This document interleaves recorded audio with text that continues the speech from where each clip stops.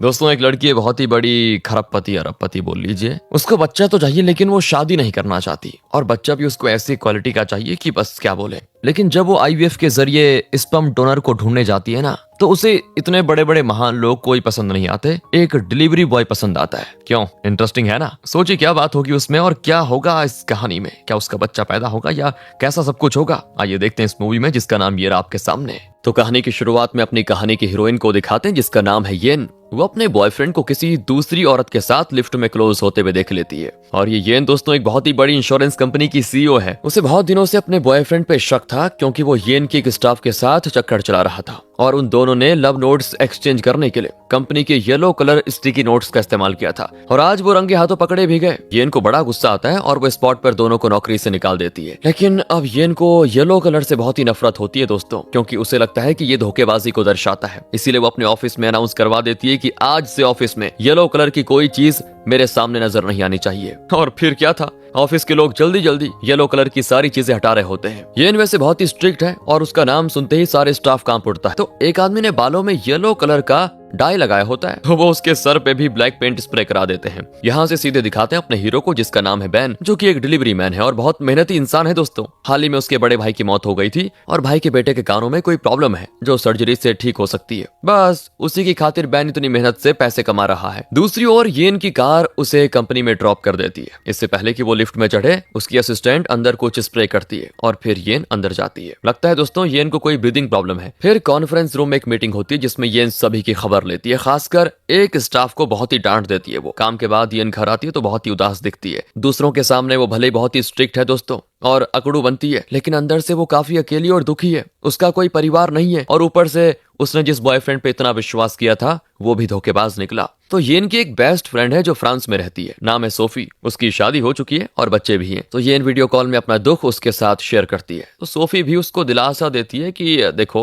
एक आदमी गलत हुआ तो क्या हो गया, इस दुनिया में अच्छे आदमी भी रहते हैं, तुमसे प्यार करने वाला जरूर तुम्हें मिलेगा। लेकिन अब येन की मेंटल कंडीशन ऐसी है दोस्तों कि उसे मर्दों पर भरोसा ही नहीं होता, इसीलिए वो शादी नहीं करना चाहती। लेकिन एक माँ बनना उसका सपना है, इसीलिए वो सोफी को बताती है कि मैं आईवीएफ के जरिए प्रेग्नेंट होकर एक बच्चे को जन्म देना चाहती हूँ। मेरा तो कोई नहीं है, कम से कम मेरी कोख से जन्म लेने वाली औलाद तो मेरी होगी जो मुझे प्यार करेगी। अब दोस्तों आईवीएफ के लिए एक स्पर्म डोनर चाहिए, तो येन अपनी असिस्टेंट से कहती है कि मेरे लिए एक पर्सनल असिस्टेंट का इंटरव्यू अरेंज करो। येन का प्लान यह है कि वो पर्सनल असिस्टेंट के बहाने किसी ऐसे आदमी को सिलेक्ट करेगी जो स्मार्ट, इंटेलिजेंट और केयरिंग हो और ताकतवर भी। फिर येन उसका मेडिकल चेकअप करवाकर उसे स्पर्म डोनेट करने के लिए कन्विंस कर लेगी। ये इसका प्लान है। तो कई आदमी अप्लाई करके इंटरव्यू के लिए आते हैं, तो जब उनसे उनका स्पेशल टैलेंट पूछा जाता है तो एक तो जोकर की तरह नाचता है, दूसरा बड़ा बेसुरा गाता है, एक तो कहता है कि मैं किसी भी लड़की को 1 मिनट के अंदर अपनी गर्लफ्रेंड बना सकता हूँ। इस तरह एक भी येन की एक्सपेक्टेशन को पूरा नहीं कर पाता और वो सभी को रिजेक्ट कर रही होती है। तभी बैन ऑफिस में कुछ डिलीवर करने आता है।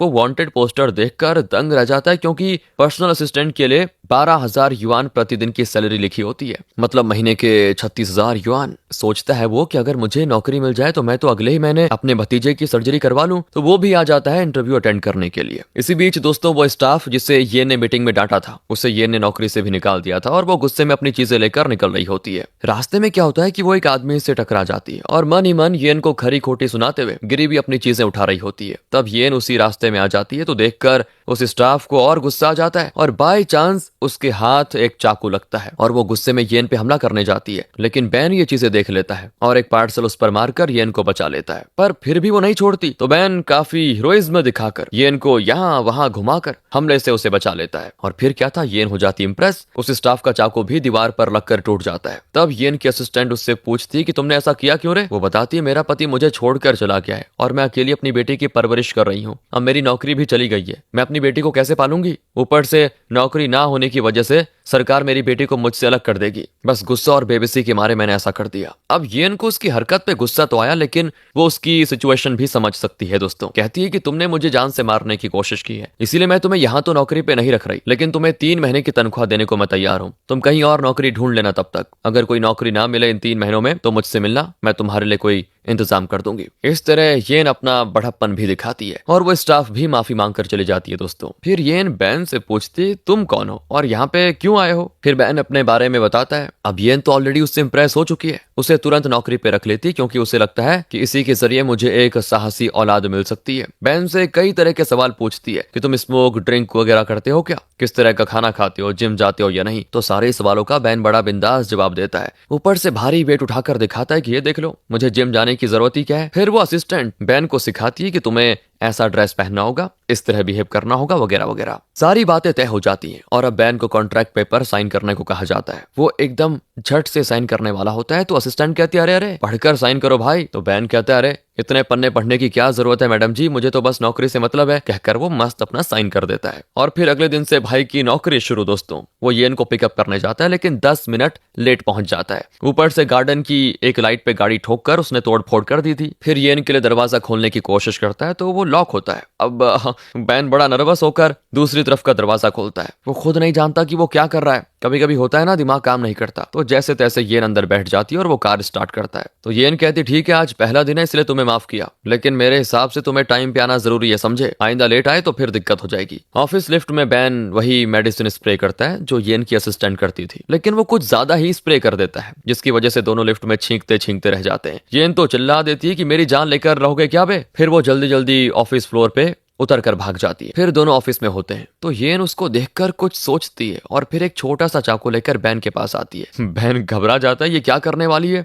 लेकिन येन उसके शर्ट से लटका हुआ एक छोटा सा धागा काटने आई थी और कहती है मुझे क्या है ना सब कुछ परफेक्ट चाहिए, जरा सा भी कहीं कुछ अजीब सा दिखता है तो मेरा दिमाग खराब हो जाता है। बहन को लगता है यार बड़ी अजीब औरत है ये तो, उतनी दूर से चाकू लेकर बस इतना सा धागा काटने के लिए आई बताओ। और आज वैसे दोस्तों येन का बर्थडे है तो कई अमीर लोग बर्थडे पार्टी में आए होते हैं। वो बहन को केक लाने के लिए कहती है तो बहन भी कैंडल वगैरह जलाकर केक लेके आता है, लेकिन नीचे पड़े कपड़े से वो फिसल जाता है। ओह पूरे केक में लग जाती है आग। सारे मेहमान डर के मारे यहाँ से वहां भाग जाते हैं। बहन की वजह से मतलब पूरा माहौल बिगड़ जाता है दोस्तों, दंगे का माहौल बन जाता है। तो अगले दिन होता है एक इंपॉर्टेंट क्लाइंट के साथ येन की मीटिंग। बैन उसको लेकर जा ही रहा होता है लेकिन ट्रैफिक जाम में फंस जाते हैं। तो येन कहती है कोई दूसरा रास्ता है तो बताओ। वो कहता है कि हाँ मैडम मैं डिलीवरी मैन रह चुका हूँ, मुझे तो इस शहर का हर रास्ता चप्पा चप्पा मालूम है। कहकर वो किसी दूसरे रास्ते से येन को लेके जाता है, लेकिन वहां भी जाम। अब येन उसे कोसती है अगर वो क्लाइंट हाथ से निकल गया ना तो फिर तुम्हारी खैर नहीं, देखो कैसे भी करके जो करना है जल्दी करो। तो बैन टेंशन में किसी को कॉल करता है और उसका एक फ्रेंड एक क्लासिक बाइक लेकर आ जाता है। बैन चिल्लाता है कि जल्दी नीचे उतरो मैडम। येन भी घबरा कर उतर जाती है कि पता नहीं क्या करने वाला है ये। फिर पता चलता है कि बैन उसको बाइक में लेके जाने वाला है। येन भी बैठ जाती क्योंकि मीटिंग बहुत जरूरी थी। और फिर तो बैन ऐसे तेज चलाता है कि येन नीचे गिरते गिरते रह जाती है,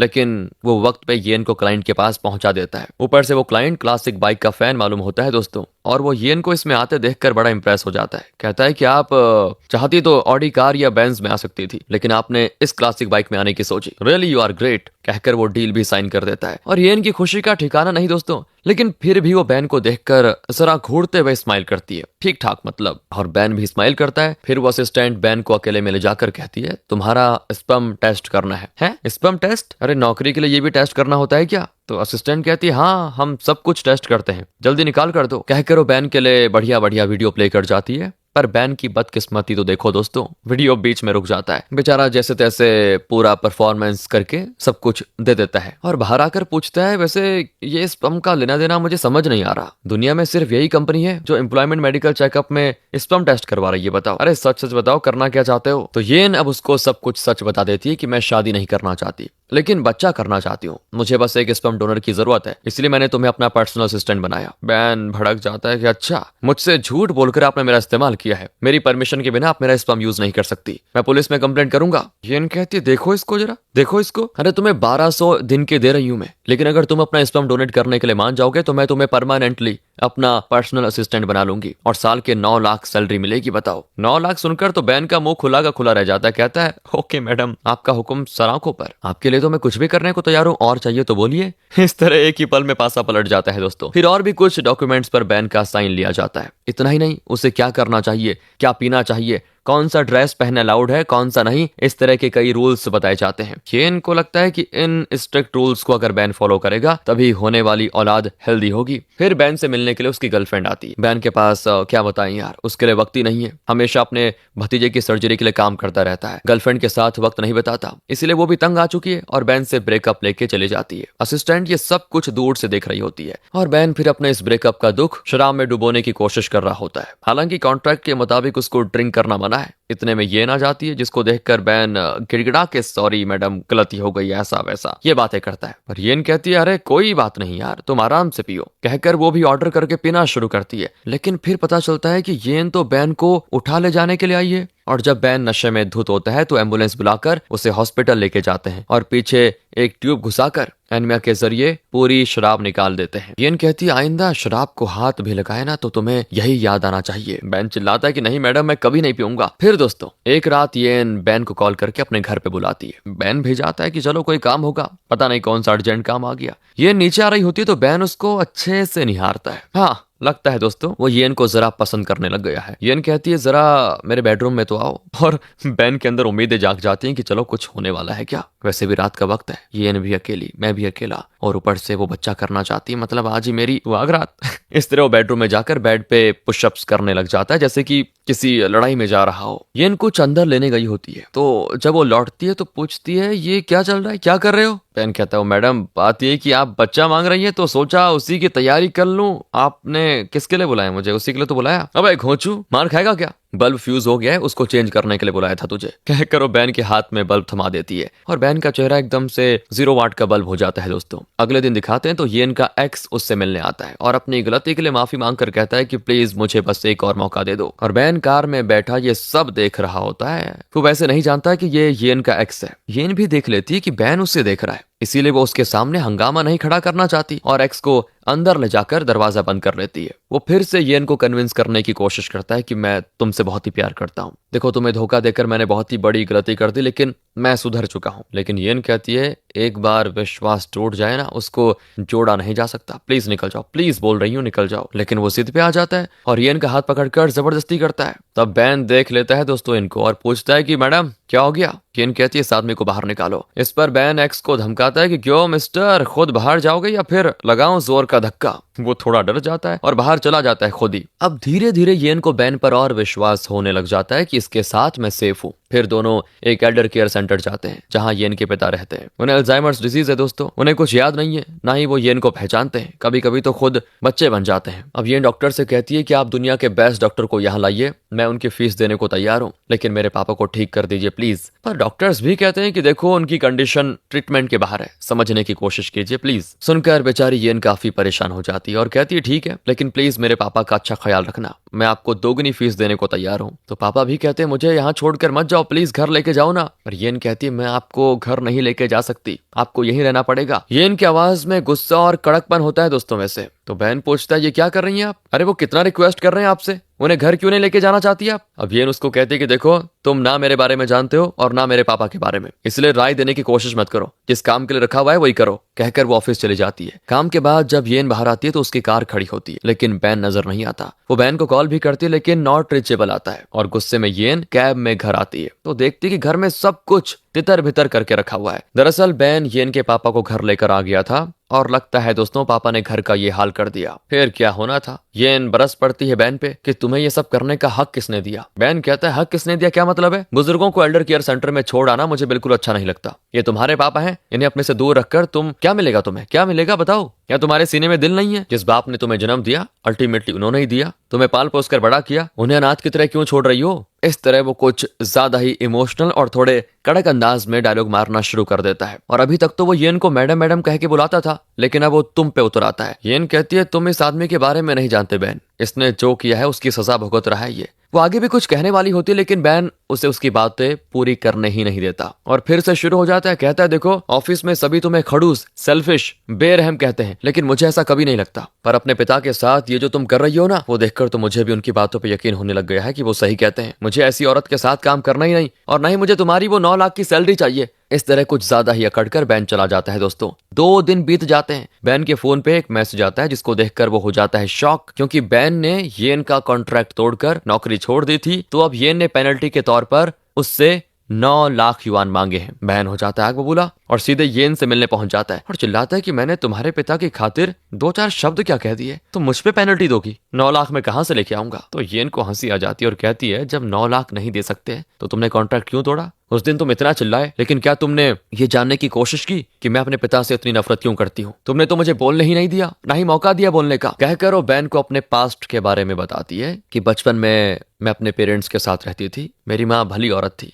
लेकिन पापा हद से ज्यादा बुरे। माँ के जीते जी पापा दूसरी औरत के साथ रहने लगे। जब माँ को ये पता चला तो वो पापा से सवाल करने लगी। दोनों में झगड़ा होता रहता था। पापा माँ को मारते पीटते थे और मैं तो क्या करती, डर डर कर ये सब देखती रह जाती थी। पापा ने माँ को इतना टॉर्चर किया ना कि बेचारी माँ ने अपनी जान ले ली, लेकिन उसके बाद भी पापा का रवैया बदला नहीं। वो कई औरतों को घर लाकर मजे करते थे। उन्हें इतना भी लिहाज नहीं था कि बेटी घर में है। और जब मैं थोड़ी बड़ी हुई तो मैंने दूसरे शहर जाकर यूनिवर्सिटी में पढ़ाई की। फिर मुझे एक नौकरी मिली और कुछ ही सालों में मैंने अपनी एक कंपनी शुरू की। उसके बाद सबसे पहले मैं अपने पापा के पास गई और एक लीगल डॉक्यूमेंट पे उनका साइन लिया जिसमें ये लिखा था ना वो मेरे पापा हैं ना मैं उनकी बेटी, मेरा और उनका कोई रिश्ता नहीं। और पापा ने तुरंत साइन कर दिया। शायद वो भी किसी तरह मुझसे छुटकारा पाना चाहते थे क्योंकि मैं उनकी खुशी में अड़चन जो बन रही थी। लेकिन उसके बाद मैंने बिजनेस में बहुत तरक्की की और अभी दोस्तों ये सारी बातें पापा के सामने ही हो रही हैं, लेकिन पापा को बिल्कुल भी एहसास नहीं है कि उन्हीं के बारे में येन बातें कर रही है क्योंकि दिमाग काम ही नहीं कर रहा। फिर येन कहती है कि एक दिन पापा मेरे पास आए और रोने लगे कि मैं अकेला हो गया हूँ, प्लीज मुझे पनाह दो, मैं अक्सर चीजें भूल जाता हूँ। डॉक्टर कहते हैं कि मुझे अल्जाइमर डिजीज है,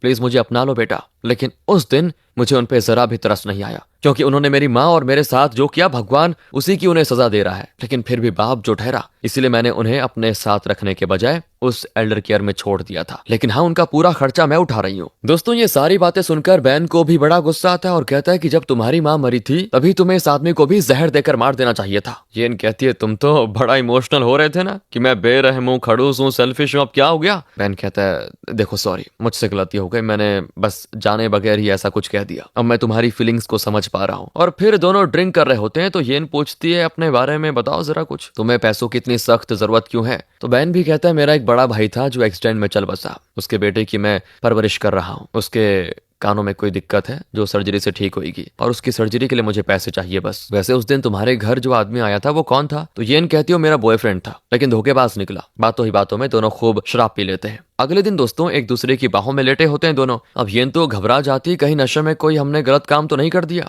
लेकिन फिर याद आता है कि दोनों नशे में सो गए थे। वो तुरंत उठकर तैयार हो जाती है और जल्दी जल्दी ऑफिस के लिए निकल जाती है। फिर बैन भी तैयार होकर ऑफिस जाता है। तब असिस्टेंट बताती है कि तुम्हें येन मैडम के साथ एक बिजनेस डीलिंग के लिए फ्रांस जाना होगा। सुनकर बैन बड़ा खुश होता है कि चलो घूमना मिलेगा। अगले सीन में दोनों फ्रांस जाते हैं। वो गए तो थे बिजनेस के सिलसिले में, लेकिन दोनों खूब घूमते हैं, मस्त एंजॉय करते हैं। येन की बेस्ट फ्रेंड सोफी भी फ्रांस में रहती है दोस्तों। उससे मिलने के लिए दोनों एक जगह पे वेट कर रहे होते हैं और तब बैन को येन निहारने लगती है। लगता है येन को भी बैन अच्छा लगने लग गया है। फिर सोफी आती है और बैन का इनोसेंट नेचर देखकर सोफी को भी लगता है कि बैन येन के लिए बिल्कुल परफेक्ट है। तो बैन के जाने के बाद वो येन से कहती है कि ये बैन बहुत ही फ्रैंक और इनोसेंट है, तुम्हारे लिए वही ठीक रहेगा, उससे शादी करने के बारे में सोच लो। लेकिन येन मानना ही नहीं चाहती कि वो बैन को पसंद करती है। कहती है हमारे बीच एक कॉन्ट्रैक्ट के अलावा और कुछ नहीं है। असल में येन बैन को यहाँ इसलिए लेकर आई क्योंकि यहाँ पे IVF करके वो प्रेग्नेंट होना चाहती है ताकि किसी और को पता ना चले। IVF भी हो जाता है। येन अकेली बैठी होती है और तब बैन आता है। येन कहती है मुझे पूरी उम्मीद है कि 10 महीने में मैं एक बच्चे को जन्म देने वाली हूँ, लेकिन जब वो बड़ा होगा तो अपने पिता के बारे में पूछेगा तो मैं क्या जवाब दूंगी? तो बैन जरा येन के साथ रिश्ता जोड़ने की कोशिश करते हुए कहता है कि इसमें इतना सोचने की क्या बात है, तुम बच्चे से झूठ तो नहीं बोल सकती, इसलिए क्यों ना हम दोनों मिलकर उस बच्चे की परवरिश करें, कैसा रहेगा? और फिर तो कोई दिक्कत भी नहीं होगी। तो येन भी कहती है कि ओ ज्यादा चिपकने की कोशिश की तो मार मार कर हड्डी पसली कर दूंगी एक। तुमने कॉन्ट्रैक्ट पढ़ा था या नहीं? उसमें साफ लिखा हुआ है कि बच्चा होने के बाद तुम बाप होने का हक नहीं जताओगे और कभी भी मेरी लाइफ में घुसने की कोशिश नहीं करोगे। नहीं पढ़ा तो अभी भी पढ़ लो। बहन कहता है कॉन्ट्रैक्ट भी कोई पढ़ने की चीज है क्या? मैंने तो स्कूल में उतने पन्ने नहीं पढ़े जितने उस कॉन्ट्रैक्ट में है, और अब तुम कह रही हो तो चलो जो लिखा है ठीक होगा, मैं बाप का हक नहीं जताऊंगा, बस समझी? तुम बच्चे से बस ये बोल देना कि बेटा तुम्हारा बाप मुझसे मिलने आ रहा था, रास्ते में एक लॉरी के नीचे आ गया फिर मर गया, या फिर ये कह देना कि तुम्हारा बाप बाथरूम में फिसलकर सर के बल गिर गया, उसका टकला सर फट गया और वो मर गया। ऐसा कोई कॉमेडी सीन बताकर मामले को निपटा देना। येन को आ जाती है हंसी, लेकिन फिर भी टाइम पास करने के लिए वो बैन से कहती है, इससे बेटर कोई स्टोरी बताओ ना।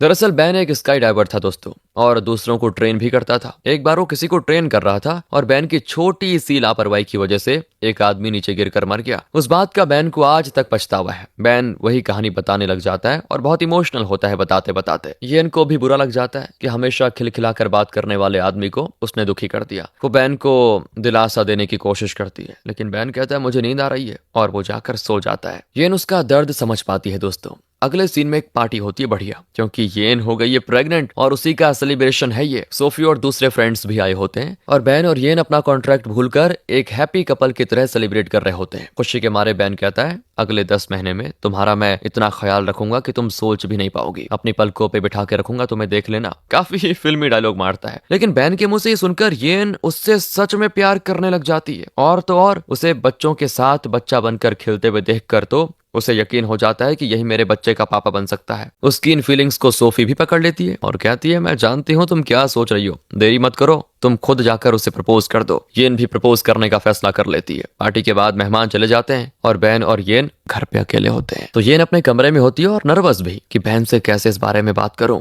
तभी कमरे के बाहर बैन की आहट को सुनकर वो और नर्वस हो जाती है कि शायद बैन भी मुझे प्रपोज करने आया होगा, और फिर हिम्मत जुटाकर वो खुद जाकर बात करने का फैसला करती है और खोलती है दरवाजा। लेकिन तब पता चलता है कि बैन को बड़ी भूख लगी थी और वो खाना खाने आया था, ना कि येन को प्रपोज करने। बेचारी डिसअपॉइंट हो जाती है, क्योंकि उसे लगता है कि शायद उसको मेरे लिए प्यार वाली फीलिंग्स है ही नहीं। ऊपर से उसका ईगो भी उभर आता है कि मैंने तो बिना किसी मर्द के सहारे अपनी पूरी लाइफ जीने की ठानी थी, मैं उसी फैसले पे अड़ी रहूंगी। यही सब सोचकर वो फिर से दरवाजा बंद कर लेती है और बैन को अपनी फीलिंग्स नहीं बताती। और अगले ही दिन दोस्तों बैन को वापस चाइना भेजने की बात करती है। तो बैन की समझ नहीं आता अचानक क्या हो गया। कॉन्ट्रैक्ट के मुताबिक दोनों यहाँ तब तक रहेंगे जब तक येन बच्चे को जन्म नहीं दे देती, फिर दोनों वापस जाएंगे और येन सभी को ये बताएगी कि उसने एक बच्चे को गोद ले लिया है। लेकिन अब अचानक येन का बदला हुआ फैसला बैन को गुस्सा दिला देता है, और तो और येन बैन से बात तक नहीं करना चाहती। और बैन समझ जाता है कि येन मुझसे प्यार करने लगी है, लेकिन कह नहीं पा रही है, इसीलिए मुझे अपने से दूर कर रही है। पर येन दोबारा प्यार में पड़कर फिर से धोखा नहीं खाना चाहती। बैन गुस्से में वापस चला जाता है चाइना। कुछ ही दिनों में बैन अपने भतीजे की सर्जरी करवा देता है और अब वो सुन सकता है दोस्तों, उसके कान ठीक हो गए। बैन की भाभी भी बड़ी खुश होती है और अब बैन को तसल्ली होती है कि चलो काम तो हो गया। जैसे जैसे दिन बीतते हैं बैन को येन की यादें सताने लग जाती है, बहुत ही मिस करता है वो उसे। फिर वो अपने होने वाले बच्चे के लिए एक फ्यूचर लेटर लिखकर भेजता है फ्रांस में। उस लेटर को डिलीवर करने के लिए एक आदमी बाइक पर आता है, जिसको देखकर येन को लगता है शायद बैन आ रहा है। मतलब वो भी बैन को बहुत मिस कर रही थी। वो लेटर खोलकर पढ़ती है। बैन ने इमेजिन किया था कि येन को लड़की पैदा होगी और इसीलिए उसने अपनी बेटी के लिए ये लेटर लिखा होता है। लेटर पढ़कर येन होती बहुत इमोशनल और उसे बैन की बहुत याद आ जाती है। अब इसके कुछ महीने के बाद बैन को सोफी का आता है मैसेज कि इमरजेंसी है, तुम प्लीज जल्दी से जल्दी यहाँ पे आ जाओ। बैन भी फ्रांस में सोफी के घर जाता है जहाँ येन रह रही थी वहीं पे। लेकिन ये क्या दोस्तों, वहाँ पे येन नहीं होती। बैन पूछता है तो सोफी बताती है कल रात से येन गायब है। बेचारा बैन घबरा जाता है। वो कार में उसको ढूंढने जाते हैं और तब सोफी बताती 5वें महीने में येन का अबॉर्शन हो गया था। येन ये बात सह नहीं पाई और डिप्रेशन में चली गई। उसने खुद की जान लेने की कोशिश भी की। सोफी ने उसे हिम्मत देने की बहुत कोशिश की दोस्तों, लेकिन बात नहीं बनी और येन हमेशा बड़बड़ाती रहती थी कि मेरा बच्चा खो गया, बच्चा खो गया। इस बात को हुए 1 महीना हो चुका है और कल रात से वो गायब है। फिर तो वो येन को हर तरफ ढूंढते हैं। आखिरकार उसे एक पहाड़ के ऊपर देख लेते हैं। लगता है वो नीचे कूदकर अपनी जान देने वाली है। बैन अकेला उससे बात करने जाता है ताकि सबको देखकर येन कोई गलत कदम ना उठा ले। बैन को देखकर वो भी पीछे नहीं हटती और कहती है मेरा बच्चा मुझे छोड़कर चला गया, मैं जी नहीं सकती, तुम चले जाओ यहाँ से। लेकिन बैन धीरे धीरे उसके पास जाता है और कहता है तुम्हें क्या लगता है मुझे दुख नहीं है, वो बच्चा मेरा था, लेकिन इसका ये मतलब नहीं कि हम अपनी जिंदगी खत्म कर दें। लेकिन वो कहती है मेरी गैर जिम्मेदारी की वजह से बच्चा गिर गया, मुझे तो उम्मीद ही नहीं है कि मैं फिर कभी माँ भी बन पाऊंगी कि नहीं। पर बैन उसको समझाता है कि जिंदगी में कुछ भी खो जाए पर उम्मीद कभी नहीं खोनी चाहिए। लाइफ में उतार चढ़ाव आते रहेंगे, लाइफ हमारी परीक्षा लेती रहेगी हमेशा और उन परीक्षाओं को हमें फेस करना सीखना होगा। एक आदमी ने तुम्हें धोखा क्या दे दिया, तुम सभी को उसी नजरिए से देखोगी क्या? बच्चा खो देना बहुत बड़ा दुख जरूर है, हमें धीरे धीरे उस दुख से बाहर निकलना है। हम दोनों को मिलकर लाइफ को फेस करना है। तुम अकेली नहीं हो, मैं साथ हूं तुम्हारे। लेकिन येन तब भी उदास ही रहती है दोस्तों। तब बैन बताता है याद है उस दिन मैंने तुम्हें बताया था स्काई डाइविंग ट्रेनिंग के दौरान मेरी छोटी सी लापरवाही की वजह से एक आदमी की जान चली गई थी। वो आदमी मेरा भाई था, तुम्हें पता है। मेरी वजह से मेरा सगा भाई मेरी आंखों के सामने मर गया और शायद तुम अंदाजा नहीं लगा सकती कि मुझे कैसा गिल्ट फील हुआ और उसी गिल्ट के बोझ को ढोते ढोते मैं जी रहा हूँ। उस दिन जब बैन येन को कहानी सुना रहा था तो येन को बैन का दर्द महसूस हुआ था, इसीलिए वो भी अपने दुख से जूझकर उसे बाहर निकालने की सोचती है। तो बैन उसके पास जाकर कहता है, अगर अब भी तुम्हारा इरादा नहीं बदला तो ठीक है, तुम कूदना ही चाहती हो ना, चलो दोनों मिलकर कूद जाते हैं। कहकर वो येन को कस के पकड़कर नीचे कूद जाता है। येन के फ्रेंड्स घबरा जाते हैं कि ये क्या कर रहा है, लेकिन बीच हवा में पैराशूट खुलता है। दरअसल बैन येन को इम्प्रेस करने के इरादे से बैग में पैराशूट लेके आया था, लेकिन येन की हालत देखकर उसने इस सिचुएशन में पैराशूट का इस्तेमाल किया था। और अब येन सच में अपना फैसला बदल लेती है और उसके अंदर जीने की उम्मीद जाग जाती है। हवा में उड़ते उड़ते येन बैन को कस के लिपट लेती है। बैन कहता है, जरा आंखें खोलकर नीचे देखो ना, कितना अच्छा नजारा है। लेकिन येन को नीचे देखने में डर लगता है। नीचे लोग जमा हो जाते हैं और हैरान भी कि एक ही पैराशूट में कपल उड़ रहे हैं। आखिर ये लोग लैंड करते हैं तो भीड़ उनको घेर लेती है और यहाँ सभी के सामने एक दूसरे को वो किस करते हैं। अगले सीन में दिखाते हैं कि बहन और येन की शादी हो चुकी है और उनकी दो अच्छी ब्यूटीफुल बेटियां हैं दोस्तों, वो भी जुड़वा। उन दोनों को मैनेज करने में इन दोनों की हवा निकल जाती है, लेकिन फिर भी वो अपने इस छोटे से परिवार के साथ बहुत ही खुश रहते हैं। और इसी के साथ, इसी हैप्पी एंडिंग के साथ ये कहानी यहाँ पे खत्म होती है। बाकी आप बताइए आपको स्टोरी कैसे लगी, अच्छी लगी हो तो लाइक करें, शेयर करें। मिलते हैं आपसे अगली वीडियो में, ध्यान रखिए अपना। Thanks for watching.